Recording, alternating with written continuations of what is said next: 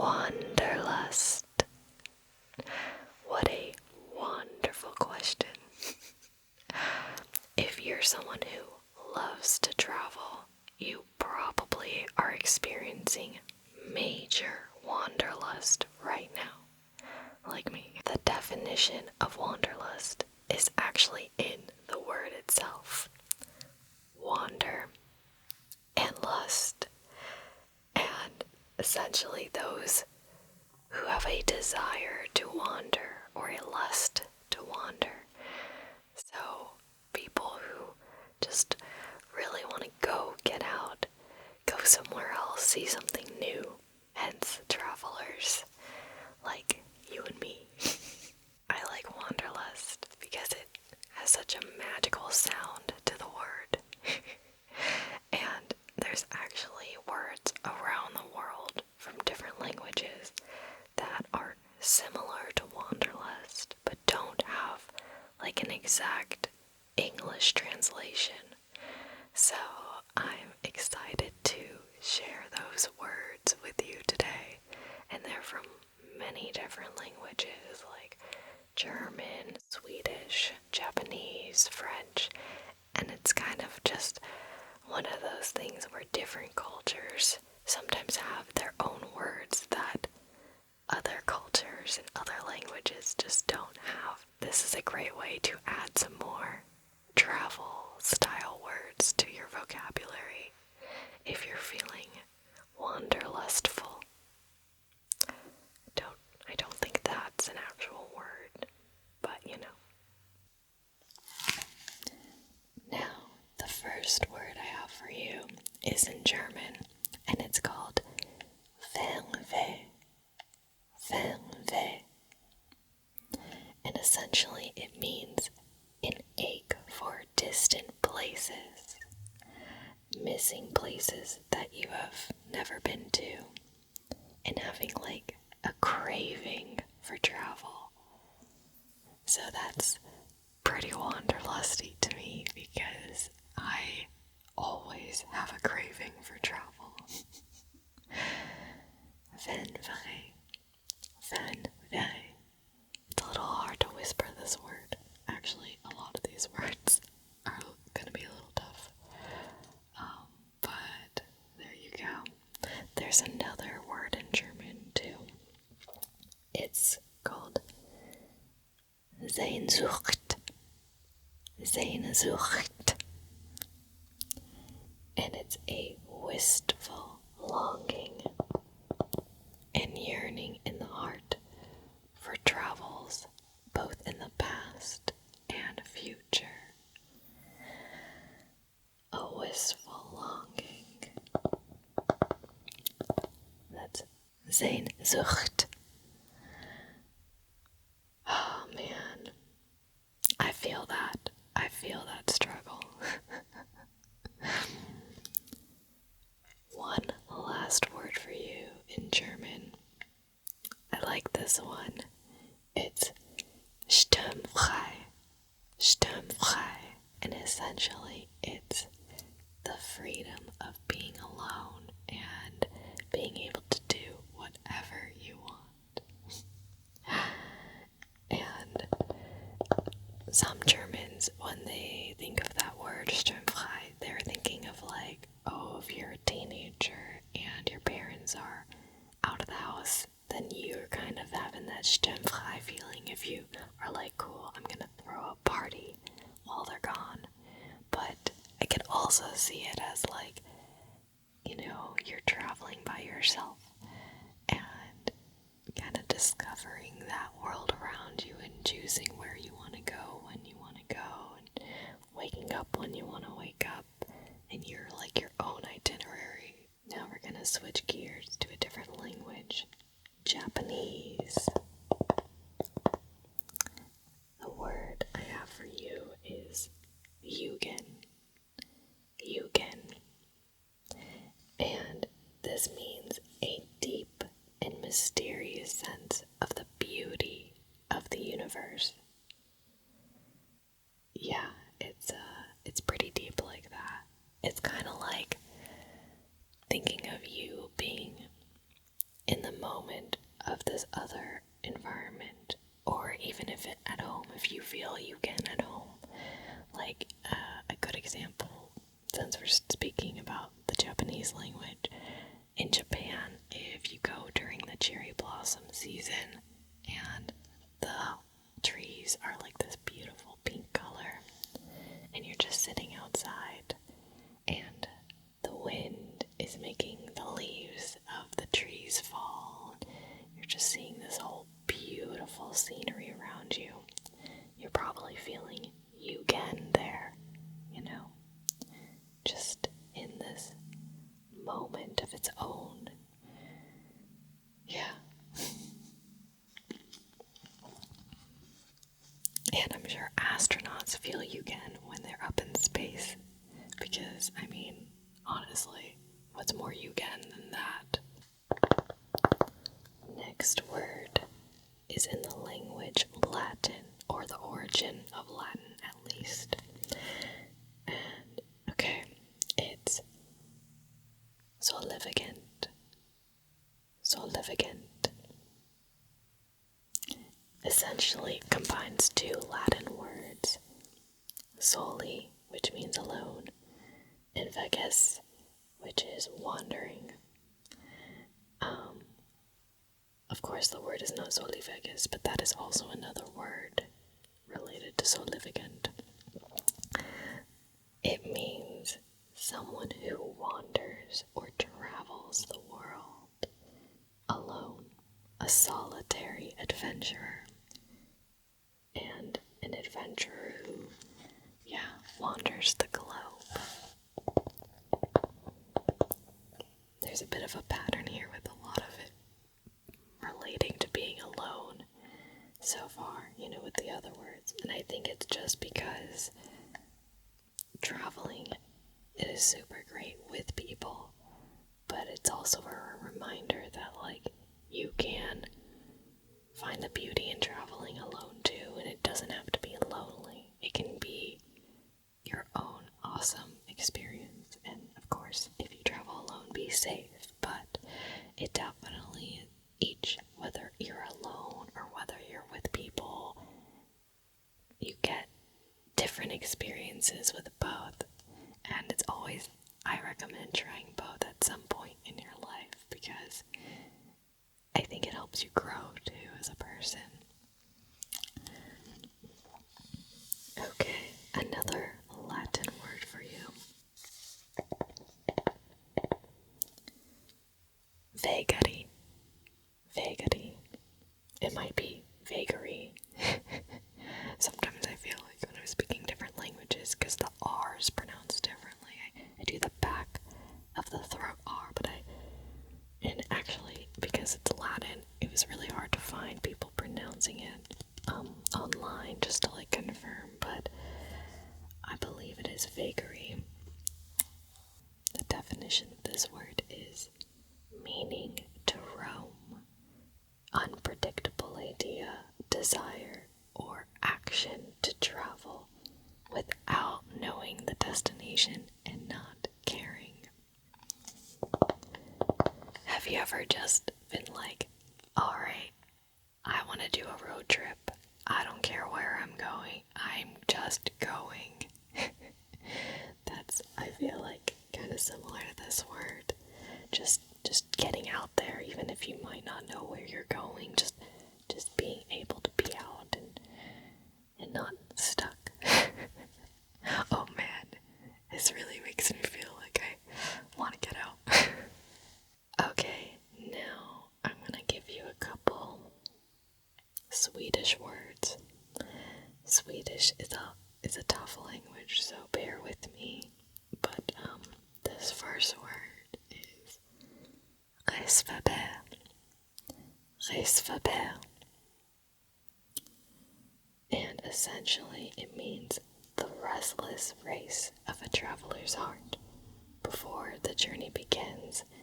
It's about feeling anxious and this anticipation all before the start of your trip. I get like that sometimes, but it's, I think, in a good way. I don't know if it's supposed to be a negative or positive. positive, but I'm taking it as like in that positive way of just feeling like, oh, you booked your flight and it's the night before and you're all packed and you're just like, ooh, I want to go. Just like that feeling. This next Swedish word is smultranställe. Smultranställe. The literal translation of this word is a place of wild strawberries.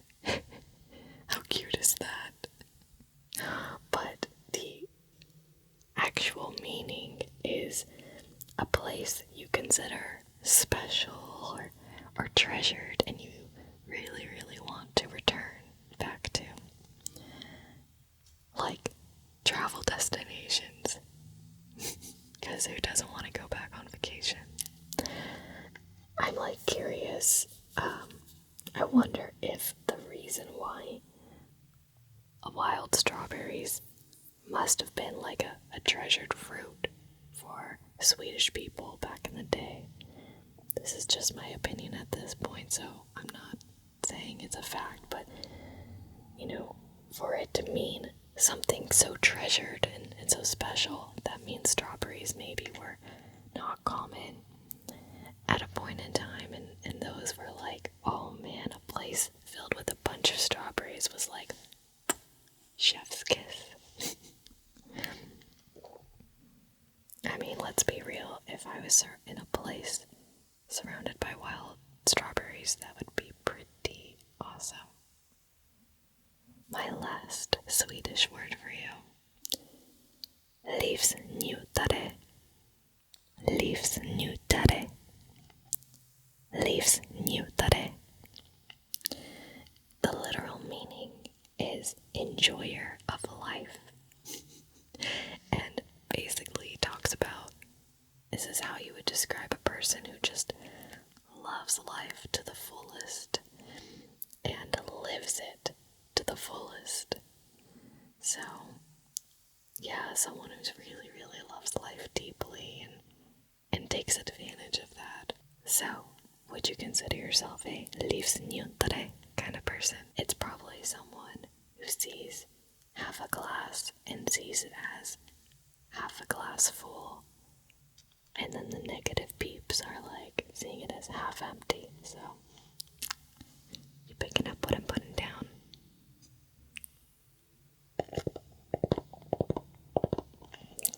Okay, now on to Español, aka Spanish.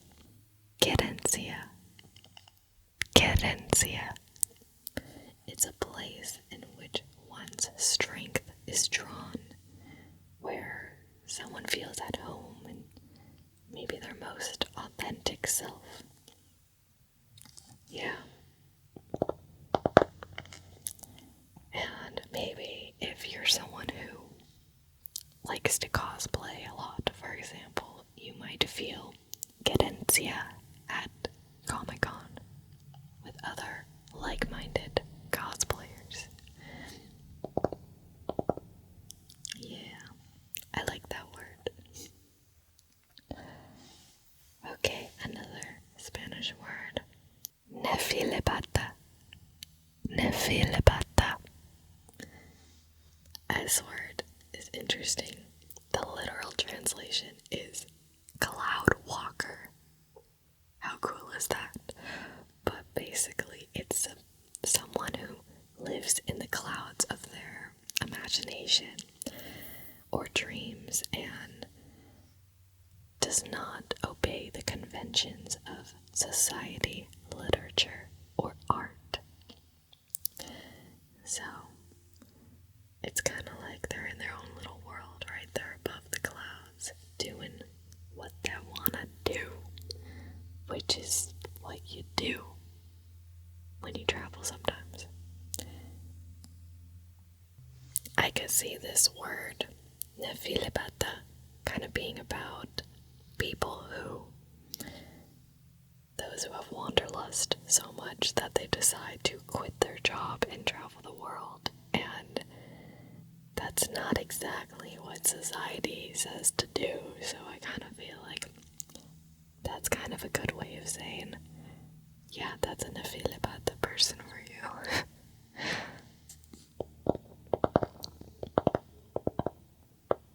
Okay, now let's get some Portuguese in here. Saudade. Saudade.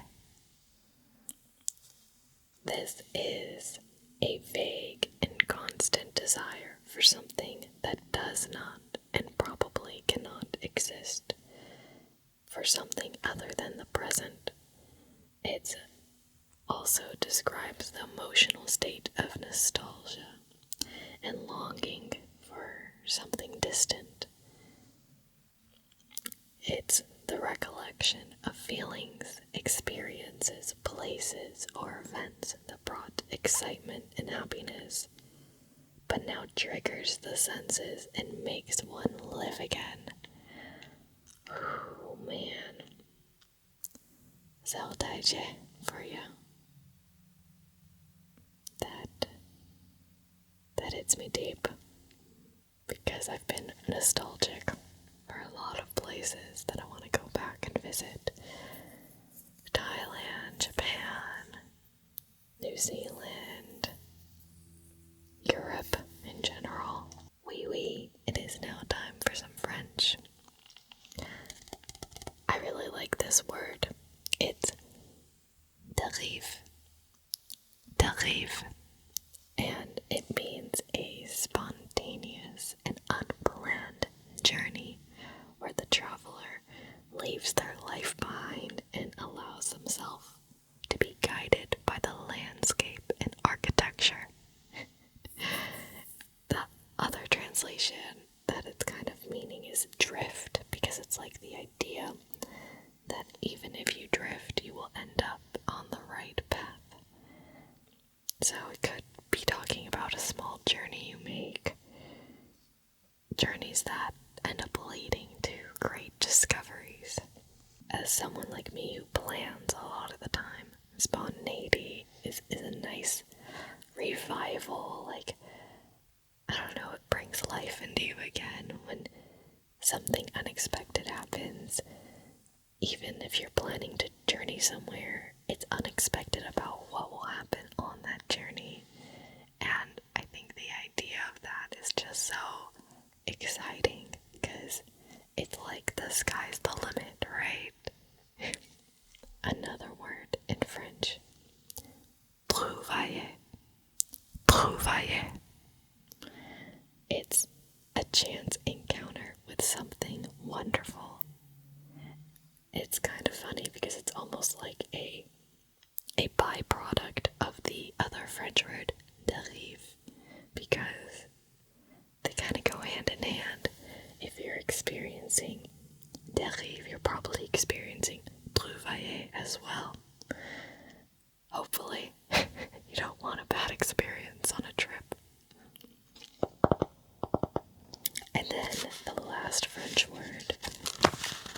Yes, this is the last French word. Cocagne. Cocagne. This means an imaginary land of luxury. The literal meaning is the land of plenty. Kind of like a wonderland. Does it sound familiar? Because this word reminds me of Smultranställe, the Swedish word which means a place of wild strawberries. Land of plenty, land of strawberries, wonderlands, wanderlust for the Wanderlands. So yeah, pretty cool, I dare say myself. A wonderland sounds pretty good about now.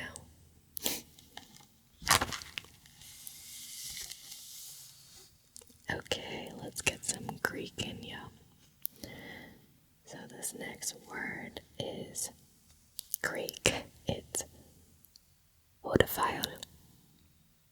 Hodophile. It means someone who's a lover of roads, and is often used as someone who loves to trek the roads less traveled. You know, a traveler, essentially. Yeah, person, probably for you, if you're like, I get car sick, I feel your pain as well. I mean, I feel like even though this word means lover of roads, I feel like it's okay if you're someone who doesn't like road trips, but you like prefer to also, fly or take a cruise somewhere else. I think the point of it is just someone who likes to take different passageways and not the physical road itself. But I could be wrong. It's my interpretation. Ooh, I like this other word. It's also Greek. It's a little long, so brace yourself. The next Greek word is Eudaimonia. Eudaimonia. Essentially, it's an intense and irresistible desire for freedom. Just very relevant. I think a lot of times when you feel stuck, whether it's at a job or in school, and you just have this need to go out and see the world and do what you want and be who you want,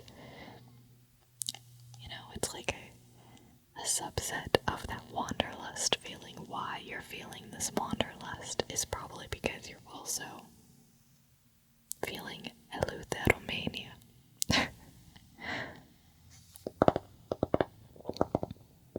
This last Greek word is Eudaimonia. Eudaimonia. And it's a state of being happy while traveling, where just everything feels great. It's usually an intense excitement and appreciation for, being able to travel. And while you're on this travel, yeah, I definitely know that feeling. And you're probably thinking, obviously, why wouldn't you be feeling excitement and appreciation for traveling? Well, sometimes when you're traveling, you might not be so lucky. One time I was snorkeling in Iceland, okay? And we had a dry suit on because it's freaking Iceland, so you need something to keep you warm.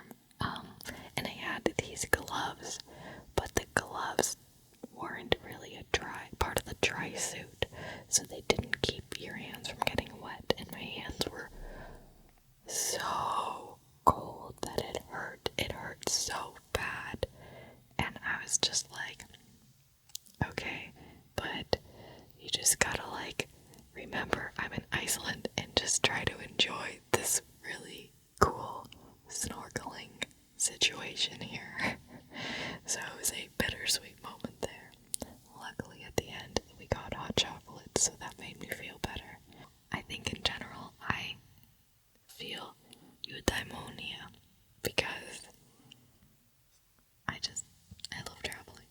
On the other side of that spectrum is a word. This is a Danish word. Onism. Onism. Essentially, it's like this frustration of only being able to be in just one body at a time because you can only be in one place at a time.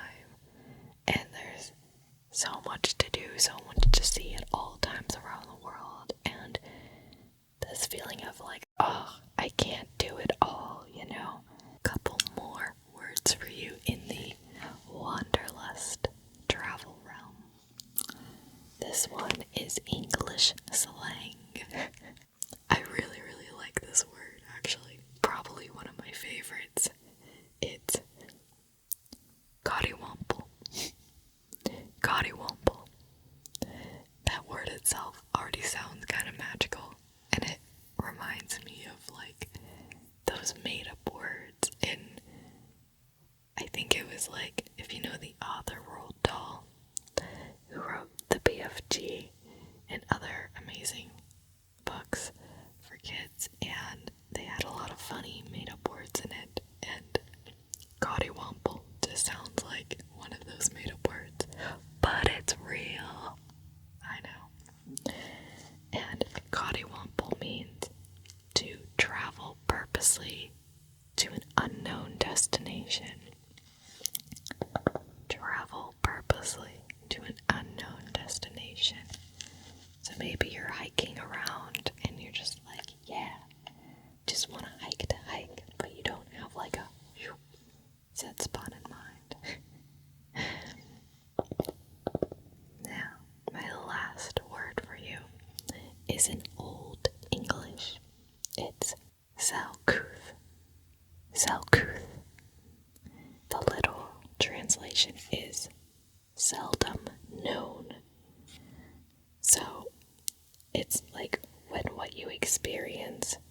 is wildly unfamiliar, yet so wonderful. But it's like this mysterious awesomeness is what I'm getting. And I feel like, yeah, you feel Selkirk every place you travel, especially if you're traveling to a place that's like a completely different culture from what you grow up in. Some people, I think the negative side of that is like a culture shock, right? But I feel like Selkirk is like the other side where it's like, yeah, you have no idea about this other kind of world you're traveling in right now, but it's also pretty epic at that same time. So yeah, Selkirk is pretty cool to me. Okay, we'll stop. Mostly because that's the last word I have here. And that's a wrap. That's a wrap on the Wanderlust words around the world. Well, I hope you enjoyed that lovely little language lesson. Wow, that was quite some alliteration I just did. Lovely little language lesson. Anyways, keep learning, keep doing that thing, keep exploring, keep feeling wanderlust, because you will get to wander. Just hang tight, be patient,